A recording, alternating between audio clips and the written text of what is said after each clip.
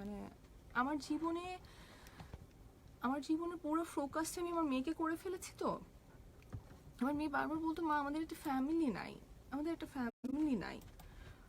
তো আমি বললাম, কেন মা? আমি আছি, নানা আছে, নান আছে। বলেন, মা বাবা তো নাই, বাবা তো অন্য বাসায় থাকে, তোমরা এক বাসায় কেন থাকো না? তোমরা এক বাসায় কেন থাকো না? তো হয় না যে ঠিক আছে, আমি আমি আমার বাচ্চাকে বোঝাচ্ছিলাম, অনেক কিছু করেছি, ওকে ফাইন। তারপরে আমি ভাবলাম যে আমি ওর সাথে কথা বলি। কথা বলে আমি তাকে বললাম যে দেখো, যা হওয়ার তো হয়েছে। অনেক কিছু তুমি করেছো, অনেক কিছু বলেছো।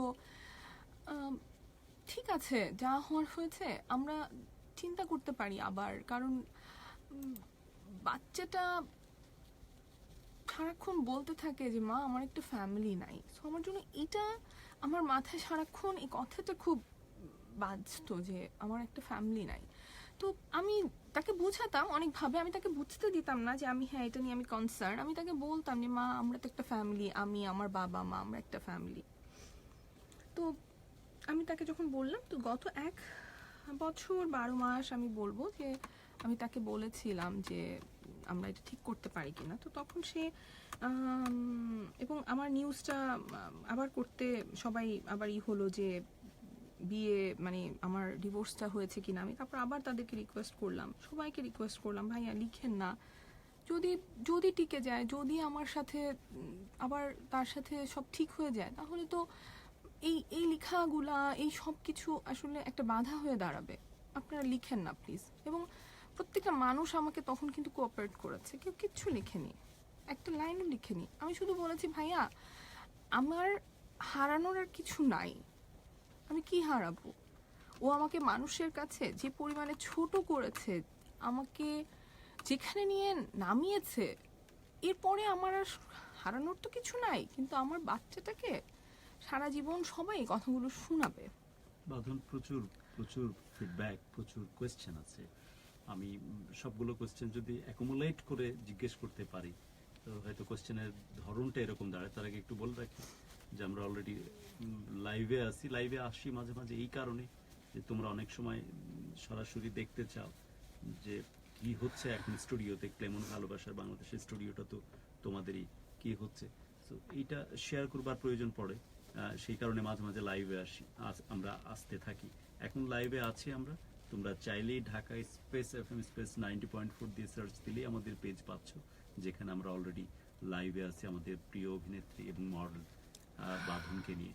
এবং কোয়েশ্চেনটা অনেকটা এইরকমই যে সবাই বলছে যে একজন ঘরণী হিসাবে যে ধরনের মানুষ চিন্তা করি বা কল্পনা করি বা স্বপ্নে দেখি আমরা, একজন প্রফেশনাল হিসেবে ডক্টর, যার এক স্টারডাম আছে, সবকিছুকে পেছনে ফেলে দিয়ে একদম পিকে থাকা অবস্থাতে সবকিছুকে ছেড়ে দিয়ে শুধুমাত্র সংসারী হওয়ার জন্য, কারো ভালোবাসার মানুষ হওয়ার জন্য, কারো গর্বিত সন্তানের মা হওয়ার জন্য এইভাবে সমস্ত কিছুকে পেছনে ফেলে দিয়ে যে আত্মনিয়োগ করে, এবং তার অনেক রকমের অসম্পূর্ণতা থাকার পরেও শুধুমাত্র সংসারের প্রয়োজনে যে মানিয়ে নিয়ে চলে, তারপরও যখন সবকিছু বিনিময়ে যখন সুরে বাঁশি বাজলো না, তারপরও যখন অনেক রকমভাবে অপমান অপদস্থ হতে হলো, সেই বাবার কথা বারবার বলছিলেন বাঁধন, যে বাবার কথা চিন্তা করলেই চোখ দিয়ে পানি নেমে আসে।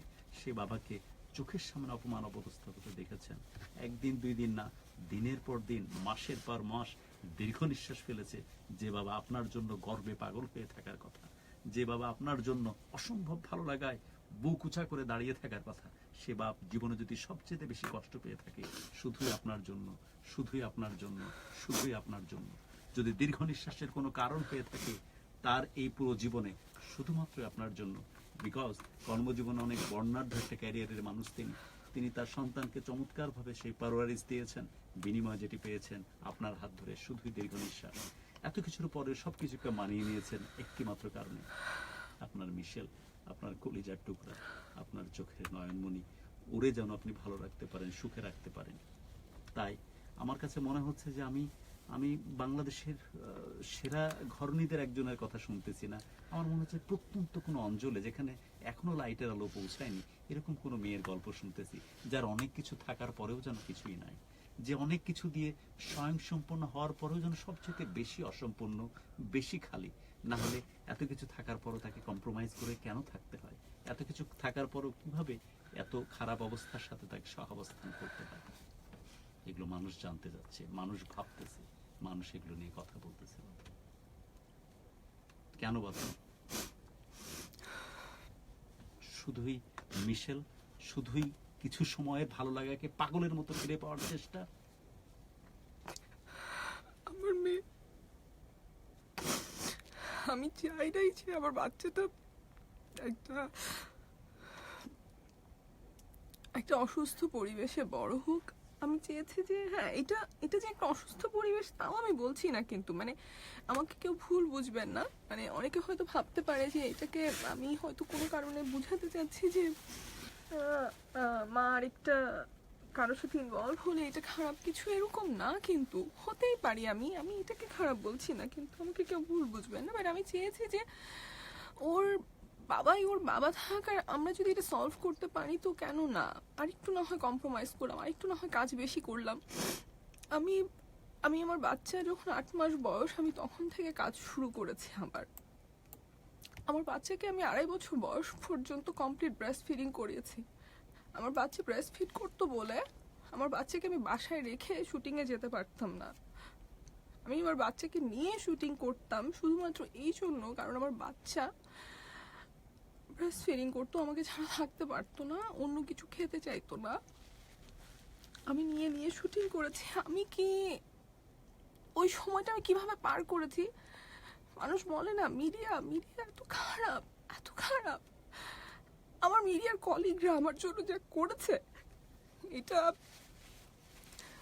এটা কাউকে আমি বোঝাতে পারবো না। কারণ আমার মিডিয়ার, আমার শুধু কলিগ না, আমার ডিরেক্টর, ইভেন যারা প্রোডাকশনে কাজ করেছে, ওরা বাচ্চাকে নিয়ে খেলতো, ওরা সবসময় সময় দিত। মানে আমাকে কখনো ওই কষ্টটা নিতে দেয়নি যে না আপু ঠিক আছে, আপনি করছেন করেন, আপনি আপনার মতো কাজ করেন, আমরা দেখছি। কিন্তু আমি তো মা, একটা চিৎকার শুনতাম, আমি শর্ট ছেড়ে চলে যেতাম। আমার ডিরেক্টর, আমি যখন ফার্স্ট নাটক শুরু করি, আমার কোয়ার্টিস্ট ছিলেন আমজাদ হোসেন, বাংলাদেশের উনি একজন লেজেন্ড। আমি জুয়েল মাহমুদের কাজ দিয়ে প্রথম কাজটা শুরু করি, ধারাবাহিক। ওই ধারাবাহিক উনি আমার বাবা ছিলেন। আমার এমনও হয়েছে যে আমি ওনার সাথে শর্ট দিচ্ছি, আমার বাচ্চা চিৎকার করেছে, আমি শর্টের মাঝখান থেকে দৌড়ে চলে গেছি। এটাতে কিন্তু আমি আমার প্রফেশনকে কিন্তু অপমান করেছি, কিন্তু আমার কিছু করার নাই। কারণ আমার মনে হয়েছে যে সব আছে, বাট আমার বাচ্চা সবার আগে। আমি করেছি এটা, আমি বলছি না যে এটা আমি বেশি কিছু করেছি। আমার মা হিসেবে এটা আমার দায়িত্ব, কিন্তু আমি সেটাই করেছি। আমার মনে হয়েছে যে আমার বাচ্চাকে আমি ফিডিং করাবো, আমি করেছি, আমি নিয়ে গিয়েছি, আমাকে কাজ করতে হয়েছে, ওকে ফাইন, ওই কাজ করেছি, বাচ্চা সহ করেছি। এটা আমার চয়েস ছিল, আমি বাচ্চা রেখে যেতে পারতাম, চয়েসটা তো আমার, আমি কাউকে ব্লেম করছি না। আমি করেছি এবং আমাকে অসম্ভব অসম্ভব কোঅপারেট করেছে আমার মিডিয়ার সমস্ত বন্ধু, সমস্ত মানুষ শুধু মিডিয়াকে খারাপ বলতে বলতে আমার জাস্ট একটা সময় মনে হয় যে আমি কাউকে বোঝাতে পারবো না যে ওরা আমার জন্য কি করেছে। সব ঠিক আছে, আমার বাচ্চা আমাকে একদিন বললো, মা আমরা ফ্যামিলি একটা ট্রিপে যাই, মা আমরা একটু ঘুরতে যাই কোথাও, এটা ফ্যামিলি ট্রিপ। আমি বললাম, মা তুমি ফ্যামিলি ট্রিপ বুঝো? মানে আমার সব ফ্রেন্ডরা যায়, মা সবাই ফ্যামিলি নিয়ে যায়, চলো না মা আমরা যাই। তো আমি ভাবলাম যেহেতু আমরা ঠিক করার চিন্তা করছি, তাহলে ঠিক আছে মালয়েশিয়া আমরা ট্রিপ প্ল্যান করি। আমরা তখন 3 জন একসাথে মালয়েশিয়া গেলাম, ঘুরে আসলাম, সব ঠিক আছে। এসে আমি শুনলাম যে সে বিয়ে করেছেন। তো সে যখন বিয়ে করেছেন আমি শুনলাম একজনের মাধ্যমে, হ্যাঁ আমার কষ্ট হয়েছে, কারণ সে আমার সাথে দীর্ঘ 1 থেকে 1.5 বছর, মানে সে যেটা সব সময় করে, সে আমার সাথে কিন্তু প্রতারণাই করে গেছে। সে আমাকে বলে দিলেই পারতো যে সে কারোর সাথে ইনভলভ বা সে বিয়ে করেছেন, ইটস ওকে, আমিও বিয়ে করতে পারতাম, সেও বিয়ে করতে পারে, এটা কিন্তু কোনো অপরাধ না। মানে কারো বিয়ে করাটা কোনো অপরাধ না। সে আমার সাথে, সে তো ছিল না, কিন্তু আমরা ঠিক করব এরকম একটা প্ল্যানিং এ কিন্তু আমরা মালয়েশিয়াতেও গিয়েছি, আমরা একসাথে ছিলাম ওখানে, আমার বাচ্চা, আমি এবং সে, আমরা একসাথে ঘুরেছি, মজা করেছি, চলছে। আমি সেটাই বললাম যে সেই উদ্দেশ্যেই কিন্তু আমাদের একসাথে যাওয়াটা, যে হয় না যে একসাথে কিছুদিন থাকলে হয়তো ভালো লাগাটা। এরই মাঝে না, আমি ওখান থেকে ঘুরে এসেছি, ভালো মতো ঘুরে এসেছি, এবং এসে আমি শুনলাম একজনের মারফতে যে সে বিয়ে করেছেন। বিয়ে করেছেন কি এই গত এক আধ বছরের ভিতরেই, ভেতরেই যখন আপনার সাথে ফ্রাস্ট্রেশন চলছে, এর মধ্যে বিয়ে করাও সারা? বিয়ে করাও সারা। আগে তো একটা বিয়ে করেছিল, হুম যেটা আপনি জেনে শুনে বিয়ে করলেন, পরবর্তীতে জানলেন যে সে ঘরে একটা বাচ্চাও আছে, দেন আপনার সাথে ফ্রাস্ট্রেশন শুরু হলো। ফ্রাস্ট্রেশন শুরু হওয়ার এই 1-1.5 বছরের মধ্যে আবার রিসেটেলমেন্টের চেষ্টা ভাব চলছে। হ্যাঁ, সে তখন সেই বিয়ে কারণে করেছে। একসাথে আপনারা মালয়েশিয়াতেও গেছেন, ফিরে এসে শুনতে পাচ্ছেন যে অলরেডি এর মধ্যে আরেকজনের সাথে বিয়ে হয়েছে। হ্যাঁ, বিয়ে করেছে। আমি একটা জিনিস খুব ক্লিয়ার করি, কারো হয়তো মনে হতে পারে যে যার সাথে আমার কোনো কিছু নাই তার বিয়ে হয়েছে না কি হয়েছে এটা নিয়ে আমি কেন কনসার্ন হব। আমি মোটেই কনসার্ন না, যেহেতু তার সাথে আমার একটা প্যাচআপ হওয়ার কথা ছিল, সেহেতু আমি বলেছি যে সে আমাকে এটা হাইড না করলেও পারতো।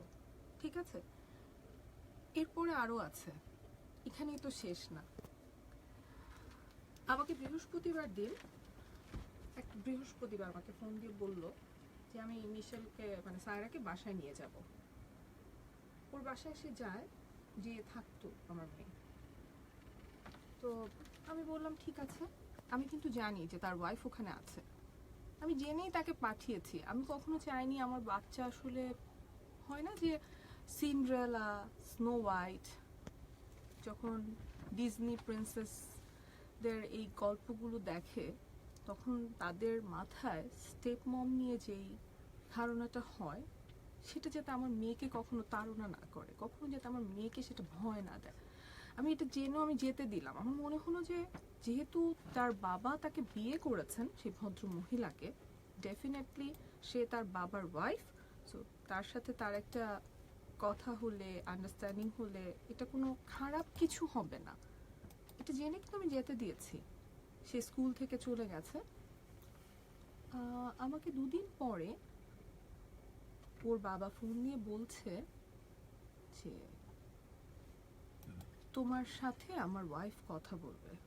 তো আমি বললাম যে আহ, আমি আসলে এটার জন্য প্রস্তুত ছিলাম না, তো কোনো রিপ্লাই দিতে পারিনি। বললাম, সে ফোন ধরে কথা বলছে, আমাকে বলছে যে আমি মাসরুরের ওয়াইফ, মাসরুর তো কানাডা চলে যাচ্ছে আমার সাথে, আমি আর মাসরুর সিদ্ধান্ত নিয়েছি আমরা সায়রাকে নিয়ে যাব কানাডাতে।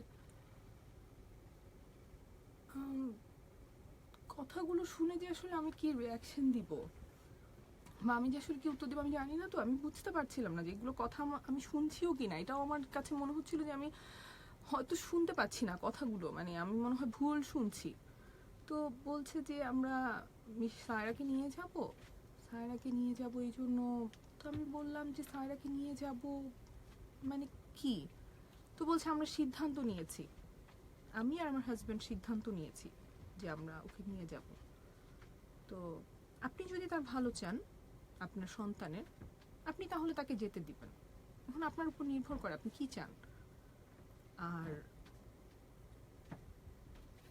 আমি 2 দিনে বুঝে গেছি এই 6 বছরে আপনি এই বাচ্চাটাকে কোনো ভালোবাসা দেন নাই।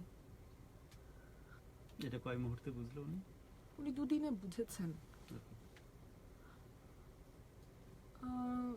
তো আমার যে আসলে এই কথা শোনার পরে একটা মানুষকে কি বলা উচিত আমি জানি না আসলে।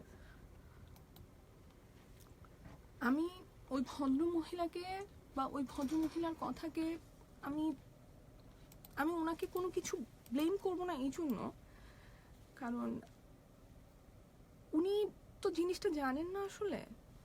ওনার জানাটা তো আসলে শুধু ওনার হাজব্যান্ডের কাছ থেকে। উনি যদি, কিন্তু উনি তো একজন মা, মানে আমিও তো একজন মা, মানে আমি জানি না উনি এগুলো কিভাবে বলেছেন আর কেন বলেছেন। আমার কোনো ধারণা নেই, আমি কোনো জাজমেন্টে যেতে চাচ্ছি না। তো ওরা যেটা করলো সেটা হচ্ছে যে জাস্ট ওই বাসায় গেল আমার সাথে, ও ফোন দিই আমি, বলে যে এখন আমি বাইরে, এখন আমি এটা, এখন আমি সেটা, এরকম করছে। এবং আমি আমার বাচ্চার সাথে যত কন্ট্যাক্ট করতে চাচ্ছি সে তত এটাকে ইগনোর করছে। আমি আমি আমি অনেক ভয় পেয়ে গেলাম, কারণ আমার কেন যেন মনে হলো যে কি আমার বাচ্চাটাকে কি ওরা নিয়ে নেবে সত্যি সত্যি। কি করতে চাচ্ছে, মানে কি বলতে, মানে কি চাচ্ছে আমি বুঝতে পারছি না। মানে জিনিসটা ইজি না, বাট আমি একটা অশিক্ষিত গ্রামের মহিলাও না যে জানি না, কিচ্ছু জানি না, কিন্তু আমি সবার আগে একজন মা। আমার আমার শিক্ষা, আমার আমার মানে স্ট্যাটাস, আমার কোনো কিছু না তখন আর কোনো কাজ করে না। আমার মনে হচ্ছে যে আমার বাচ্চাকে কি ওরা নিয়ে চলে যাবে, ওরা এটা কি বলছে। কারণ আমি এই 6 বছর ভাইয়া, আমার জীবনের এই 6টা বছর আমার কোনো প্রেজেন্ট ছিল না, আমার কোনো প্রেজেন্ট ছিল না।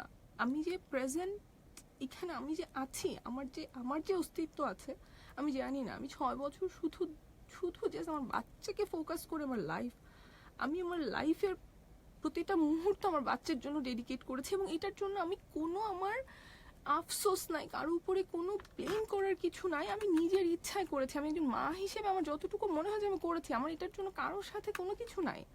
বাট একজন বাবা হিসেবে সে তার জায়গা থেকে, সে তার বাচ্চা যার বয়স এখনো 6 হয় নাই, সেই বাচ্চাটাকে সে তার মার কাছ থেকে ক্যানাডা নিয়ে চলে যাবে, মানে এই চিন্তাটা একজন সুস্থ মানুষ কিভাবে করেন আমার ধারণা নাই। এবং এটা করার পর সে আমার বাচ্চাকে নানান ধরনের কথা শিখিয়েছে। আমার বাচ্চা তার বাবাকে অনেক মহান জানে, আমার বাচ্চা কিন্তু জানে না তার বাবা আমার সাথে কি কি করেছে। আমি এটাতেও আমি আমার নিজেকে কোনো ক্রেডিট দিচ্ছি না যে আমি খুব ভালো, তার জন্য না। কারণ আমি চাই নাই আমার বাচ্চা একটা অসুস্থ মেন্টালিটি নিয়ে ভর্তি, মানে বড় হোক, মানে আমার বাচ্চার মেন্টাল ডেভেলপমেন্টটা এরকম একটা অসুস্থ জিনিস নিয়ে হোক যে আমার বাবা একটা শয়তান, আমার বাবা এটা করছে, আমার বাবা আমার মার সাথে এটা করছে, সারাক্ষণ এগুলো বলতে থাকলে আমার বাচ্চাটা একটা সুস্থ পরিবেশ পাবে না। আমি শুধু এইটা চাইছি, আমি জাস্ট একটা সুস্থ পরিবেশ চাইছি। এইটা মনে করছি যে ঠিক আছে সে কানাডা চলে যাচ্ছে, যাক না, আমি কানাডা, ও ঘুরতে যাবে, অসুবিধা তো নাই। বাট সে আমার কাছ থেকে আমার বাচ্চাটাকে নিয়ে যেতে চাইছে। মানে একটা বাবা হিসেবে সেই কাজটা কিভাবে করছেন আমি জানি না। এবং মানে আমার কাছে আমার বাবা তো আমার আইডল, আমার রোল মডেল। আমি তো জানি বাবারা কি করতে পারে। আমি তো দেখেছি দিনের পর দিন ওর বাচ্চার সাথে কোনো যোগাযোগ করে নাই। আমি তো দেখেছি যে ওর বাবার, মানে বাবার মেয়ের, আমি আমার আমার চোখের সামনে জিনিসগুলো আমি জানি যে কি করেছে সে আমাদের জন্য, কি করে নাই সে আমাদের জন্য।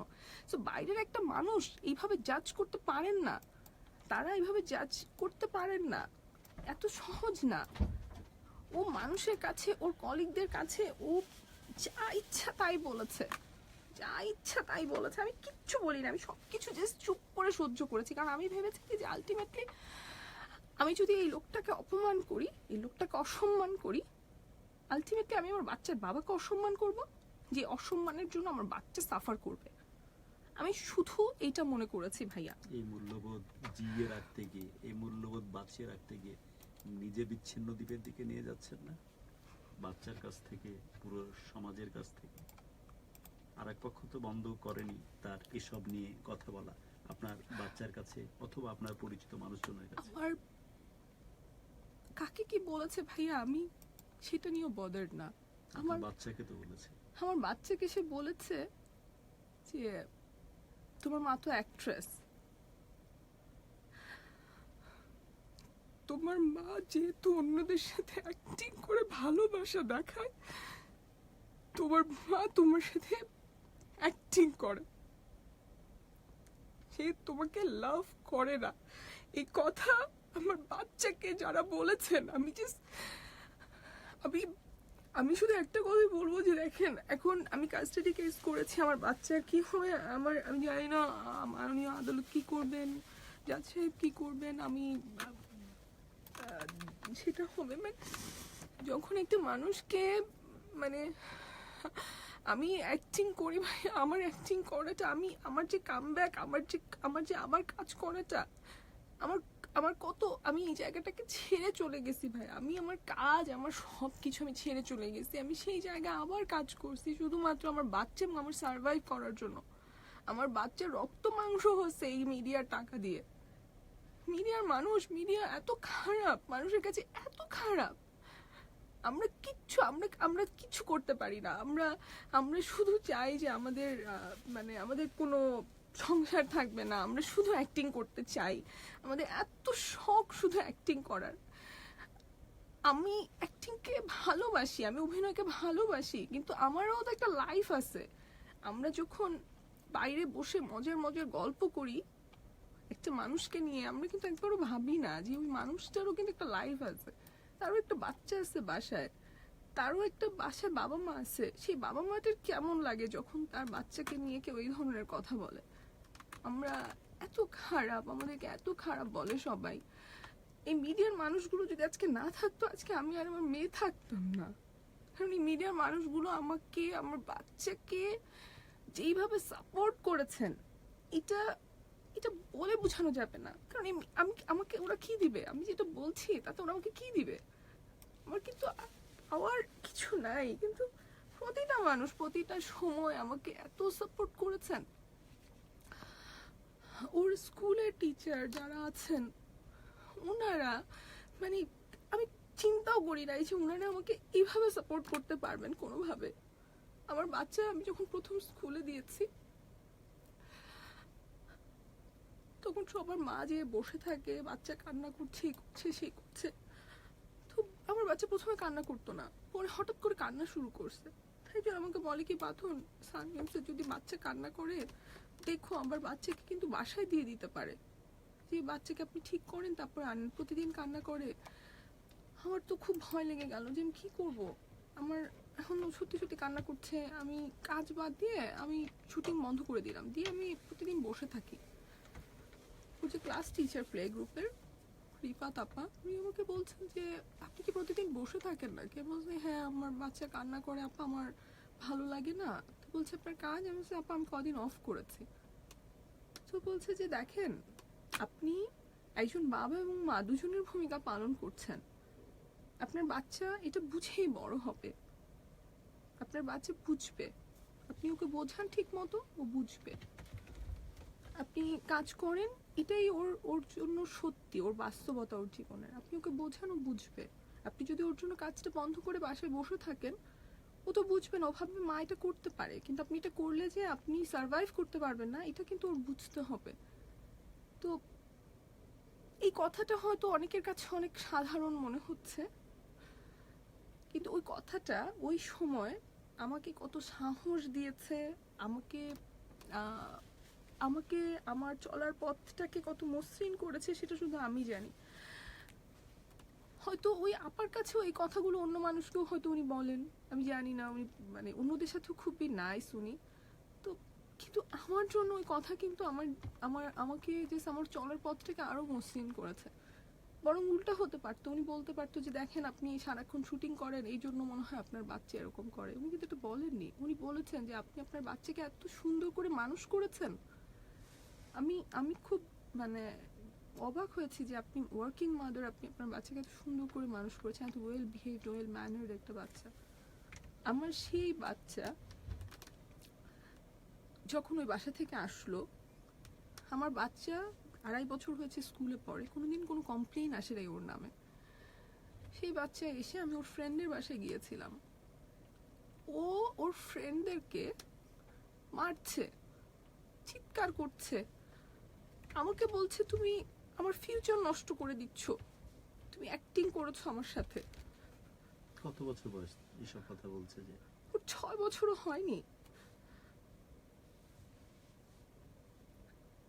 আমার বাচ্চা আমাকে কথা বলেছে, এটার জন্য আমার কোনো কষ্ট নাই, কারণ আমি জানি এগুলো ও না বুঝে বলেছে। কিন্তু আমার বাচ্চাকে দিয়ে যারা এই কথাগুলো বলিয়েছে, আমার এটা অনেক কষ্ট। কারণ আমার বাচ্চা ওই সময় কতটা ট্রমার মধ্যে দিয়ে গেছে আপনি একবার চিন্তা করেন। ওর ওর মনস্তাত্ত্বিক অবস্থাটা একবার চিন্তা করেন, যে একটা বাচ্চাকে কত কনফিউজ করে দেয়া হয়েছে যে তোমার মা এইটা করে, এইটা করে, এইভাবে করে তুমি। এবং সে বলেছে আমাকে, আমার বাচ্চা বলে গাড়ি দিয়ে যাচ্ছে, বলছে মা দেখো বাংলাদেশে কত নোংরা। আমি বললাম মা এই যে তুমি এখন শিখছো, এখন বাংলাদেশ পরিষ্কার হয়ে যাবে, তুমি ময়লা ফেলবে না, বাংলাদেশকে পরিষ্কার করে ফেলবে। বলে না মা আমি নোংরা দেশে থাকবো না, আমি কানাডা চলে যাব। একটা বাচ্চা, মামলাতে উইন করার জন্য প্রস্তুতি নেওয়া হচ্ছে। একটা বাচ্চা ছোটবেলা থেকে কি শিক্ষা নিয়ে বড় হচ্ছে, এটা তার জন্য সবচেয়ে ইম্পর্ট্যান্ট। আমার বাবা খুব স্কলার একজন মানুষ, খুব স্কলার। উনি খুব ভালো রেজাল্ট করেছেন বুয়েট থেকে, ওনাদের সরাসরি পানি উন্নয়ন বোর্ডে চাকরি হয়েছে রেজাল্টের আগে। আমার বাবা স্কলারশিপ নিয়ে নেদারল্যান্ডে গিয়েছিলেন পড়তে কিছুদিনের জন্য, ওখান থেকে ওনার অস্ট্রেলিয়াতে একটা চাকরি হয়, অনেক স্যালারি, অনেক কিছু। তখন আমার বয়স 4.5। আমার মা খুব, আমার বাবার ওই কথাটা আমার এখনো কানে বাজে। আমার বাবা বলছিল যে আমার দেশে যদি আমি ডাল ভাতও খাই, আমি আমার দেশেই থাকবো, আমার দেশে আমি রাজা, আমি অন্য কোথাও যেয়ে থাকবো না, সেটা যত টাকা আমাকে দেখ, আমি এই দেশে জন্মাইছি, এই দেশের জন্য আমি কাজ করব। আমার কানে কিন্তু কথাটা বাজে। আমি আমি আমার আমার হয় না যে মানুষের ভিতরে কিন্তু ভালোবাসা, ভালো লাগা, দেশপ্রেম, আপনারা যখন শুরু করছিলেন না, আপনি তখন দেশপ্রেমের কথা বলছিলেন, আমার খুব কান্না পাচ্ছিল। যে আসলে নিজের মাকে, নিজের দেশকেই ভালোবাসতে শিখবে না ছোটবেলা থেকে, সেই মানুষটা কিভাবে তার মানসিক বিকাশ হবে আমি জানি না। বাট তারপরও যা হওয়ার হয়েছে, যা বলার তারা বলেছে। আমি আমি আমার বাচ্চার মা, আমার মা হিসেবে আমার যতটুকু দায়িত্ব, যতদিন পর্যন্ত সেই দায়িত্ব পালন করার অধিকার আমার আছে। কোয়েশ্চেন আমি আপনার কাছে করতে চাই, কিছু কোয়েশ্চেন আমি আমার লিসেনারদের কাছে রাখতে চাই। আমরা জানি যে এখানে বহু এক্সাম্পল কিন্তু প্লেমন ভালোবাসার বাংলাদেশের এই প্রোগ্রামের থ্রু দিয়ে আমরা বহু এক্সাম্পল সেট করতে দেখেছি। আমার কিছু কোয়েশ্চেন করবার আছে স্পেশালি আমার যারা এই অনুষ্ঠানটি শোনে সেই লিসনার্স কমিউনিটির কাছে। কোয়েশ্চেনটা হচ্ছে, যে দেশের কথা বলা হচ্ছিল এবং যে বাংলাদেশের কথা বলছিলেন বাঁধন, যে বাংলাদেশের প্রসঙ্গ আসলেই, বাংলাদেশের কথা বললেই ওনার চোখ দিয়ে পানি চলে আসে, এবং সেই কথার প্রেক্ষিতেই বলছি, এবং কোয়েশ্চেনটা অ্যাকচুয়ালি আমার লিসনার যারা তাদেরকে উদ্দেশ্য করে,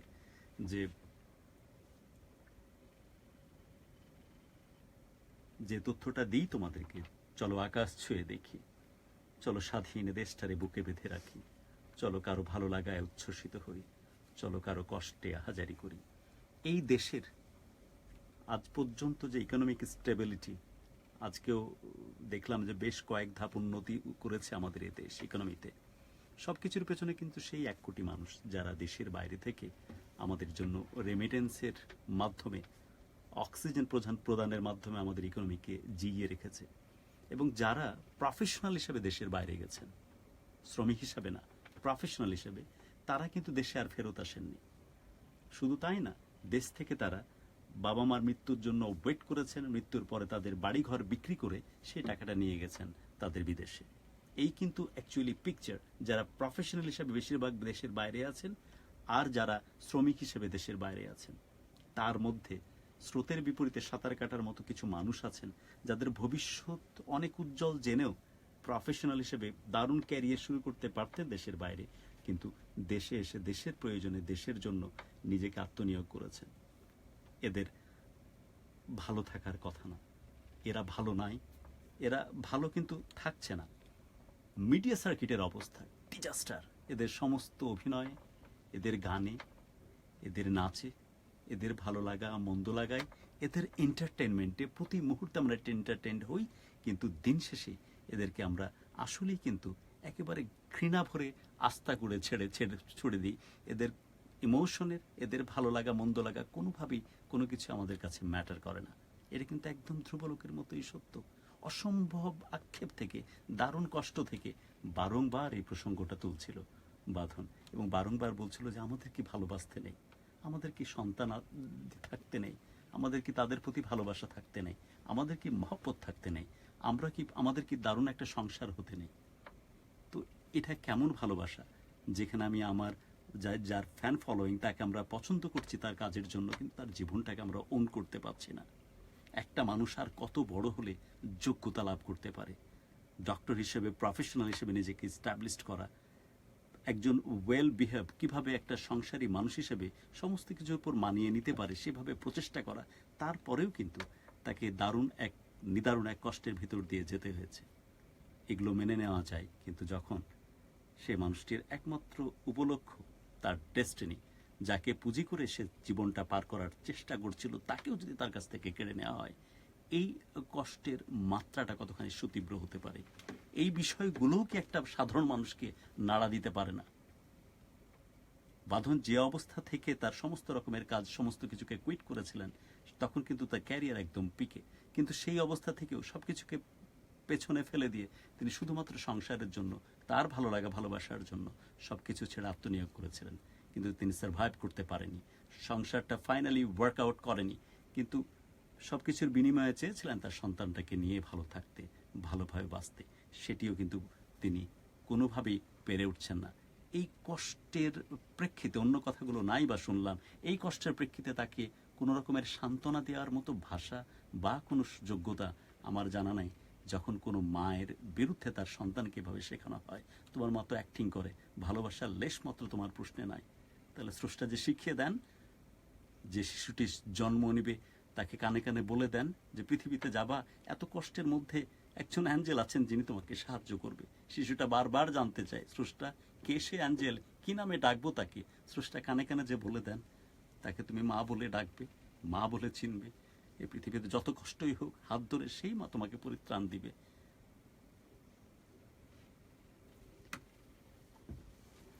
বাঁধন, এই কোয়েশ্চেনগুলো on your behalf, not only on your behalf, সবার পক্ষ থেকে সাধারণ মানুষের কাছে।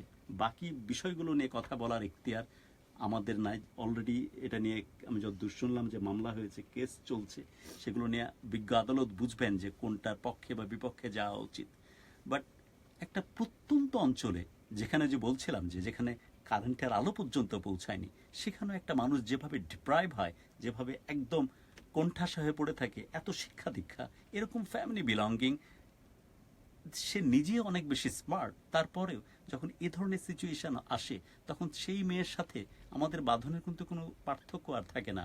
অসহায় মতো নিজেকে আত্মসমর্পণ করে, আর তার মধ্যে যদি তার অক্সিজেনটা তাকে কাছ থেকে কেড়ে নেওয়া হয়, এ তো জীবন মৃতের মতো, এ তো লাশের মতো। মেয়েটিকে আদৌ তখন সার্ভাইভ করতে পারবে? ইন শর্ট, বাঁচতে কি পারবে যদি মিশেলকে কেড়ে নেওয়া হয় তার ভিতরে থেকে? বিজ্ঞ আদালত ভালো বুঝবেন যে কি করা উচিত আর কি করা উচিত না। বাট শুধু আমরা এতটুকুই বুঝি, যদি সত্যি এমন কিছু তাকে শিখিয়ে দেওয়া হয়, সত্যি যদি মিশেলকে এমন কিছু শিখিয়ে পড়িয়ে তৈরি করা হয় যে তোমার মা শুধুই অভিনয় করে সবার সাথে, আমাদের সাথে অভিনয় করে, তুমি তোমার মায়ের কথা শুনো না, তোমার মায়ের ভালোবাসা বুঝো না, তাহলে গত 6 বছর নিজের রক্তকে পানি করে দিয়ে, গত 6 বছর নিজের কলিজার টুকরাকে যেভাবে নিজের শরীরের সাথে আগলে রেখেছিলেন, সবগুলোই কি অভিনয় ছিল?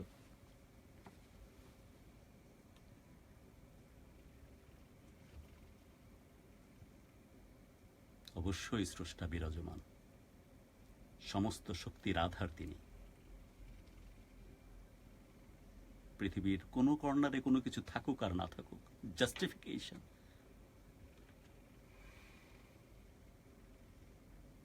অবশ্যই সবকিছু ঠিক হতে বাধ্য।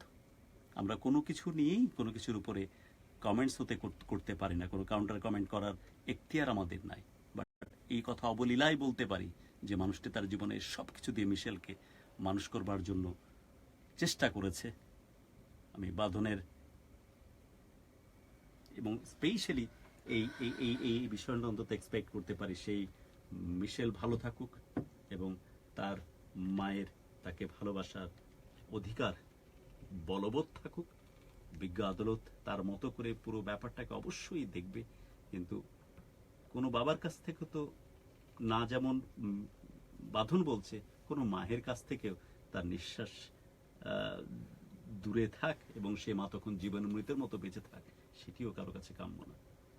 এবং তারপরেও একদম শেষ মুহূর্তে বাঁধন বারবার আপনি বলছিলেন, আমিও বারবার চিন্তা করছিলাম, আমার আজকে না আপনার ইন্টারভিউ নেওয়ার পর একটা আমার লাভ হয়েছে।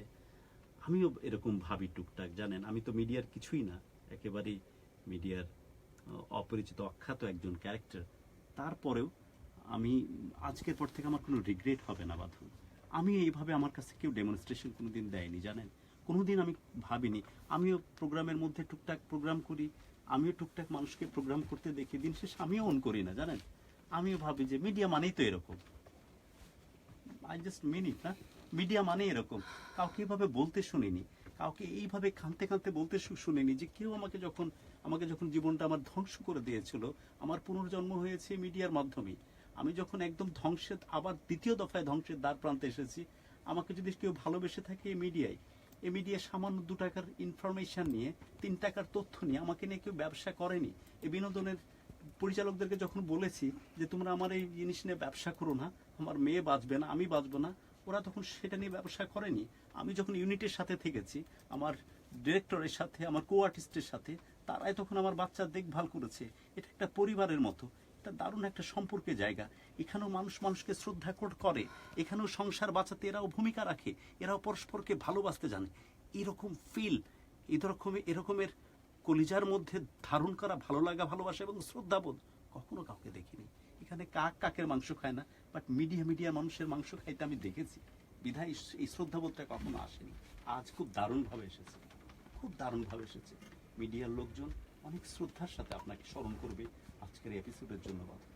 আমি জানি না যে আর বাকিগুলো সমাধান হবে কি হবে না, বাট মিডিয়ার লোকজন যদি এই অনুষ্ঠানটি শোনে, যারা যতটুকু শুনতেছে, ওরা অন্তত অন করবে যে এক্স্যাক্টলি এই এমনটাই হওয়া উচিত, এটাই আমাদের আইডেন্টিটি হওয়া উচিত, এইভাবে আমাদের থাকা উচিত। আমরা যদি সত্যি আমাদের ভালো লাগা, ভালোবাসার এই আবহ চারিদিকে ছড়িয়ে ফেলতে পারি, তাহলে সো কল্ড সেলিব্রিটি বলতে যারা দেখাচ্ছে এখন মার্কেটে, যারা রোজ নিত্য নতুন ঘটনা পয়দা করতেছে, এদের কারণে আমাদের এই ইমেজটা, আমাদের এই পরিবারটা, আমাদের মিশেলরা কখনোই বিতর্কিত হবে না। আমাদের মিশেলদেরকে নিয়ে মানুষ গর্বের সামনে, যেমন পাশের দেশ ইন্ডিয়াতে হচ্ছে। অভিষেক বচ্চন কোনোভাবে নিজেকে দাঁড় করাতে পারছেন, কিন্তু অমিতাভ বচ্চনের ছেলে, সেই কারণে অভিষেক বচ্চনের কয়েক পিঁড়ি পার হয়ে যাবে। স্টার কিডসরা কি পরিমাণ শ্রদ্ধার সাথে, কি পরিমাণ ভালোবাসার সাথে সবার নয়নের মণি হয়ে থাকে, আর পাশের দেশ, আমাদের দেশে কোন জায়গায় আছি আমরা? ইন্ডিয়াতে স্টার কিড গুলোকে মাথায় তুলে রাখে মানুষ, আর আমরা কোথায় আছি? শুধু আমাদেরই দোষে। ওই যে বললাম যে যেভাবে আমরা একজন আরেকজনের পেছনে লেগে থাকি, সো কল্ড সেলিব্রিটির নাম ভাঙিয়ে নিয়ে প্রতিদিন যেভাবে নিউজ তৈরি করতেছে, যে নিউজের কারণে মানুষের মুখে মুখে সব গল্পগুলো ফেরে, তখন আপনাদের মতো এই ধরনের কলিজা ঠান্ডা করা গল্পগুলো মানুষের কাছে হাস্যকর হয়ে যায়, মানুষের মন অবধি এই জিনিসগুলো পৌঁছায়।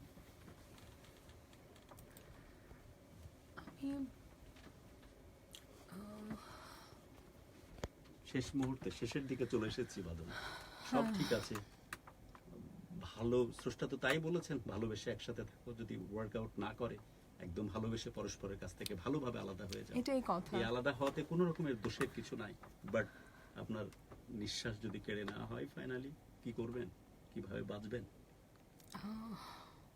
এটা তো আমি ভাবতে চাই না, এটা আমি ভেবে ভেবে আমি অনেক আপনার ভালোবাসার প্রচুর মানুষ আছে কিন্তু সমগ্র বাংলাদেশে, দেশের বাইরেও, সবাইকে আমি- উদ্দেশ্য করে একটু বলেন আপনার আমি মিশেলকে। জানি, আমি এটা বলছিলাম যে আমি শুধু বারবার আমার কলিগ, আমার সহকর্মী যারা আছেন, আমি তাদের কথা বলছি, সাংবাদিক যারা ভাইরা আছেন তাদের কথা বলছি, স্কুলের টিচার, স্কুলের ফ্রেন্ডদের কথা বলছি, আমার বাচ্চার ফ্রেন্ডদের মাদের কথা বলছি। আমার যারা ভক্ত আছেন, যারা আমার দর্শক, আজকে তো আমি তাদের জন্য এখানে এসেছি। আপনি জানেন, আমার সাথে যখন কারো দেখা হয়, ধরেন আমার একটা ভক্ত, সে আমার সাথে ছবি তুলবে, এসে আমাকে প্রথমে বলে, আপু আপনার মেয়েটা কেমন আছে? মানে আমার যারা দর্শক আছেন তারাও কিন্তু সব সময় আমাকে অনেক সাপোর্ট করেছেন। আমি যখন কাম ব্যাক করেছি, তারা যদি আমাকে সাদরে গ্রহণ না করতেন, আমার মিডিয়ার সহকর্মীরা যতই আমাকে সাপোর্ট দিত, আমি কিন্তু আর আমার জায়গাটা তৈরি করতে পারতাম না। কারণ জায়গাটা এত সহজও না। যে কোনো কিছুই আপনি যেখানে কাজ করছেন, আপনার জায়গাও ক্রিয়েট করা এত সহজ না, মানে কোনো কাজই সহজ না। দর্শক তো আমাকে সাদরে গ্রহণ করেছে, সেই সাপোর্টটা করেছে বলেই কিন্তু আজকে আমি আবার আমার জায়গাটা তৈরি করতে পেরেছি এবং আমি কাজ করতে পারছি। আমি দর্শককে বলবো যে আপনারা আমাকে যে ভালোবাসাটা দিয়েছেন, যে শ্রদ্ধাটা দিয়েছেন, আমার জন্য দোয়া করবেন। আমি কারো প্রতি কোনো অশ্রদ্ধা, কোনো রাগ, কোনো অভিমান, কোনো কিছু নিয়ে কিছু বলতে চাই না। আমি শুধু একটা কথাই বলতে চাই যে আমি একটা সন্তানের মা, যাকে আমি জন্ম দিয়েছি। মা হিসেবে আমার সন্তানের প্রতি আমার যে দায়িত্ব, আমাকে বিজ্ঞ আদালত যতদিন নির্ধারণ করে দিবেন আমি সেই দায়িত্ব ততদিন পালন করব। গত 6 বছর আমি করেছি, আগামী যতদিন নির্ধারণ করা হবে আমি ততদিন করব। আমি আমার বাচ্চাকে সুশিক্ষা দেওয়ার চেষ্টা করব, তাকে চেষ্টা করব সে যাতে দেশকে ভালোবাসে, সে যেন মানুষকে ভালোবাসে, তার মধ্যে যাতে হিংস্রতা, বিদ্বেষ এগুলো তৈরি না হয়। আমি চেষ্টা করব, আমি জানি না কতটুকু পারবো। আর তারপরে যখন তার সিদ্ধান্ত নেওয়ার বয়স হবে, যখন সে সিদ্ধান্ত নিতে পারবে, সে যেখানে চায় সে থাকতে পারবে, আমি তখন তার সিদ্ধান্তকে মানে আমি মেনে নিব না, বা আমি তাকে তখন কোনোভাবে প্রভাবিত করব, এরকম না। কিন্তু আমি চাই আমার মা হিসেবে যে দায়িত্বটা আমি পালন করেছি, আমি সেটা আমার বাচ্চার জন্য সে দায়িত্বটা আমি পালন করব। এবং তারপরে আমার সন্তান যেখানে থাকার ডিসিশন নেবে সেটা তার ব্যাপার, সেটা নিয়ে আমার কোনো আক্ষেপ নেই, কোনো অভিযোগ নেই। এবং আমি একজন মা হিসেবে আমি এটা ভাবি না যে আমি যেই ভদ্রলোককে যদি কখনো আবার বিয়ে করি, সে আমার বাচ্চার বাবা হয়ে যাবে এবং ওর যে বায়োলজিক্যাল ফাদার সে আসলে এক্সিস্ট করবে না পৃথিবীতে। এই ধরনের চিন্তা করার মতো মন মানসিকতা আমার নাই। তা আমার মেয়ের যে বাবা, আমার মেয়ের বাবা সেই থাকবেন। এবং আমি আমার নিজের ইচ্ছায় কারো কোনো রকমের জোর, কোনো রকমের প্রভাব, কোনো কিছু ছাড়া আমি নিজের ইচ্ছা আমার সন্তানকে তার বাবার সাথে দেখা করতে দিয়েছি, কথা বলতে দিয়েছি, তাকে আমার সন্তানের কাছে একজন ভালো মানুষ হিসেবে পরিচয় করে দিয়েছি। এটা আমার দায়িত্ব ছিল, এটাও আমি কারোর জন্য করিনি। আমার যতটুকু দায়িত্ব আমি সেটা পালন করার চেষ্টা করেছি। আর সে এখন কানাডা চলে যাক, না হয় যেখানে ইচ্ছা চলে যাক, সে তার লাইফে হ্যাপি থাকবে, এটা নিয়ে আমার কোনো আক্ষেপ নেই। সে বিয়েই করেছে আমাকে প্রতারণা করে, প্রতিটা পদক্ষেপে প্রতারণা করেছে, মিথ্যে বলেছে, সেটা নিয়েও আমার আর কোনো আক্ষেপ নেই। কারণ আক্ষেপ করে আসলে সময় নষ্ট করার সময়টাও আমার এখন আর নেই। কারণ আমাকে এত কাজ করতে হয়, এত কিছু মেনটেন করতে হয়, আমি পারি না এত কিছু সময় দিতে। আমার মেয়ে তার বাবার সাথে যাবে, দেখা করবে, কথা বলবে, যেভাবে বিজ্ঞ আদালত ঠিক করে নেবে, নির্ধারণ করে দিবে, সেভাবে হবে। আপনারা যারা আমাকে অনেক ভালোবেসেছেন, অনেক দোয়া দিয়েছেন, প্লিজ এই ভালোবাসাটা সব সময় রাখবেন আর অনেক দোয়া করবেন, যাতে আমি আমার সন্তানকে নিয়ে ভালো থাকতে পারি, আমি যাতে আমার দেশের জন্য কিছু করতে পারি, আমি যাতে আপনাদের জন্য কিছু করতে পারি, এবং আমার সন্তানকে আমি সুশিক্ষা দিতে পারি। সবাই ভালো থাকবেন। আল্লাহ হাফেজ। বিদায় নিচ্ছি। আসলে যত দিন যাচ্ছে, যত ক্লেমন ভালোবাসার বাংলাদেশের সাথে গ্রো করছি, বড় হচ্ছি, জীবনটাকে আরো আসলে কাছ থেকে দেখতে এবং বুঝতে পারছি। স্পেশালি বাঁধন এবং বাঁধনের যার সাথে সম্পর্ক ছিল, সেই তাদের সম্বন্ধে আমার ওপিনিয়ন দেবার কিছু নাই।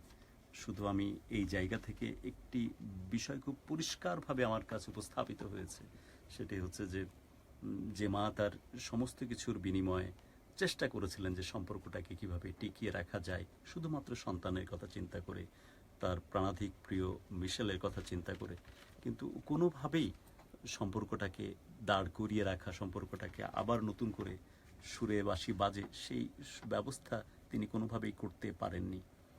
এবং আমি অভিনেত্রী হিসেবে কোনো কমপ্লেন আছে কি নাই, বা বিশ্বাসের জায়গাতে কোনো প্রবলেম ছিল কি না, সেসব কোয়েশ্চেন আমি করিনি বাঁধনকে এই কারণে যে আমি যতদূর শুনেছি সে সব জেনে শুনে মেনে নিয়েই কিন্তু তার সাথে বৈবাহিক সম্পর্ক স্থাপন করেছিল। এবং তাই যদি হয়ে থাকে তাহলে এগুলো তো অবশ্যই সেক্ষেত্রে কোনো প্রবলেম হবার কথা না। সো এইসব কোয়েশ্চেন বা এইসব প্রসঙ্গগুলো এখন অবান্তর যদি এসব প্রসঙ্গ তুলে এই বৈবাহিক সম্পর্কটাকে বিতর্কিত করা হয় এবং সেই সাথে মেয়ের সাথে সম্পর্কটাও বিতর্কিত করার চেষ্টা করা হয়। আমরা অবশ্যই বিজ্ঞ আদালতের মাধ্যমে সঠিক সিদ্ধান্ত আসবে সে প্রতীক্ষায় তো অবশ্যই থাকলাম। শুধু আজকের ফাইন্ডিংস কিছু নিয়ে গেলাম যে গড়পড়তায় যে মানুষগুলো আমাদের ভালো লাগা মন্দ লাগার কারণ হয়, সে মানুষগুলোকে যেন আমরা কোনোভাবেই গড়পড়তায় আমাদের ইমোশনের বাইরে ঠেলে না দিই। সে মানুষগুলোর মধ্যেও দারুণ এক ভালোবাসা প্রবণ মা বাস করে, সে মানুষগুলোর মধ্যে চমৎকার এক মানুষের বসবাস থাকে, সেটাও যেন আমরা মন থেকে বুঝবার চেষ্টা করি। তাদেরও একজন সন্তান আছে যার নাম মিশেল, তাকে সব কিছুর বিনিময়ে সে ভালো থাকতে চায়, ভালো রাখতে চায়, সেটাও যেন আমরা অনুভব করার ফিল করার চেষ্টা করি। মিশেলের জন্য অনেক অনেক দোয়া। মিশেল ভালো থাকুক, যে কোনো ফরম্যাটে ভালো থাকুক, মিশেলরা যেন সবসময় ভালো থাকে। তাহলে সে কোনোভাবেই এই পরিস্থিতির জন্য তো রেসপন্সিবল হতে পারে না। তাহলে কেন এই ধরনের সিচুয়েশন তাকে ফেস করতে হবে? তার স্বপ্নের যে পরিবারের কথা সে বলে, পারিবারিক ফ্যামিলি ট্রিপের কথা বলে, সেই জিনিসটা তার কপালে জুটল না, যেটার জন্য সর্বাত্মক চেষ্টা করেছিল বাঁধন। অ্যাটলিস্ট সে তার মতো করে ভালো থাকুক। আমার অনুষ্ঠানে একদম শেষ প্রান্তে সবার জন্য অনেক অনেক দোয়া করি, অনেক অনেক প্রার্থনা। প্রত্যেকটি প্রাণ ভরে উঠুক ভালো লাগা নিয়ে, আর প্রত্যেকটি হৃদয় শাসিত হোক শুধুই ভালোবাসা নিয়ে।